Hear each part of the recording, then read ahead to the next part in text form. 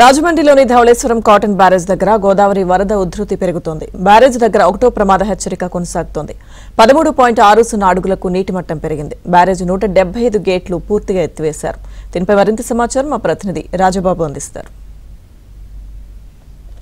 గోదావరిలో వరద ఉధృతి కొనసాగుతుంది. ప్రస్తుతం ధవళేశ్వరం కాటన్ బ్యారేజ్ వద్ద రెండవ ప్రమాద హెచ్చరిక స్థాయిలో గోదావరి వరద ఉధృతి కొనసాగుతుంది.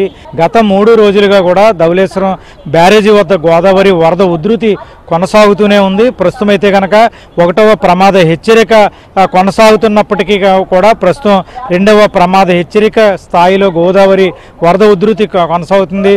ప్రస్తుతం ధవళేశ్వరం కాటన్ బ్యారేజీ వద్ద 13.60 అడుగుల వద్ద నీటి మట్టం కొనసాగుతుంది. పాత బ్రిడ్జి లంక అంటారు దీన్ని. ఆ లంక కూడా పూర్తిగా జల దిగ్బంధంలో చిక్కుకుంది. గోదావరి ఉగ్రరూపం దాల్చి ప్రవహించడంతో బ్రిడ్జి లంక పూర్తిగా జల దిగ్బంధంలో చిక్కుకోవడంతో బ్రిడ్జి లంకలో నివసించే మత్స్యకారులను రాజమండ్రి అధికారులు, కార్పొరేషన్ అధికారులు పునరావాస కేంద్రానికి తరలించారు. ఈ గోదావరి తీరంలోనే బ్రిడ్జి లంక మనం చూస్తున్న విజువల్లో చూస్తున్న బ్రిడ్జి లంకతో పాటు కేదావరి లంక, వెదుల్లమ్మ లంక ఉంటాయి. ఈ 3 లంకలు కూడా పూర్తిగా జల దిగ్బంధంలో చిక్కుకున్నాయి, నీట మునిగాయి. దీంతో ఇక్కడ ప్రజలను సురక్షిత ప్రాంతాలకు తరలించారు. గంటిపెదపూడి వద్ద గోదావరి ఉగ్రరూపం దాల్చి పొంగి ప్రవహించడం వద్ద గంటిపెదపూడి లంక, అరిగిలవారి లంక, బూరిగి లంక, ఈ లంక గ్రామాల ప్రజలు కూడా నాటు పడవలపైనే ప్రయాణం చేస్తున్నారు. లంక గ్రామాల ప్రజలకు చాలా నరకయాతన అనిపిస్తున్నారు. రాత్రిపూట బయటికి రావాలంటే గోదావరిని దాటి రావాలి.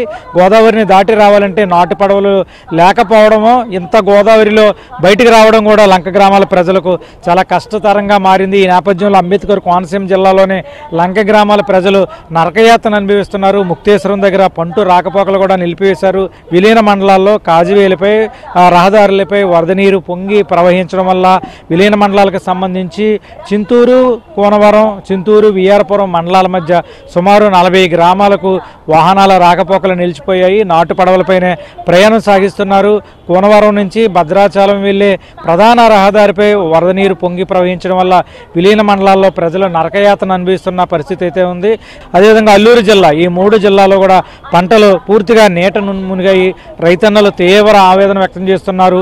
ఉద్యాన పంటలు, కాయగూరల పంటలు పూర్తిగా నీట మునగడంతో రైతులు తీవ్రంగా నష్టపోయారు. అంటే ఒకే ఏడాదిలో ఈ ఖరీఫ్ సీజన్లో, ఈ వర్షాకాలం సీజన్లో వరుసగా 5 సార్లు గోదావరికి వరదలు రావడంతో ఏదైతే లోతట్టు గ్రామాల ప్రజలు కావచ్చు, లంక గ్రామాల ప్రజలు కావచ్చు నరకయాతన అనుభవిస్తున్న పరిస్థితి అయితే నెలకొంది.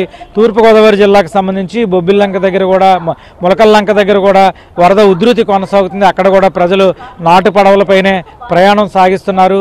ప్రస్తుతం గోదావరి వరద రెండవ ప్రమాద హెచ్చరిక స్థాయిలో ఇక్కడ కొనసాగుతూనే ఉంది. ధవళేశ్వరం కాటన్ బ్యారేజీ వద్ద రెండవ ప్రమాద హెచ్చరిక స్థాయిలో గోదావరి వరద ఉధృతి కొనసాగడం వల్ల అధికారులు కూడా అప్రమత్తమయ్యారు. లోతట్టు గ్రామాల ప్రజలను కూడా అప్రమత్తం చేశారు. ప్రజలు అంటే ప్రస్తుతం రాజమండ్రి పుష్కర ఘాట్తో పాటు అన్ని స్నానఘట్టాలు కూడా పూర్తిగా నీట మునిగాయి. గోదావరి వరద ఉధృతి కొనసాగడం వల్ల స్నానఘట్టాల్లోకి భక్తులు ఎవరూ రాకూడదు, ప్రమాదకర స్థాయిలో గోదావరి పొంగి ప్రవహిస్తుంది అనేది కూడా అధికారులు హెచ్చరిస్తున్న పరిస్థితి అయితే నెలకొంది. ప్రస్తుతం అయితే కనుక గోదావరి వరద ఉధృతి కొనసాగుతూనే ఉంది.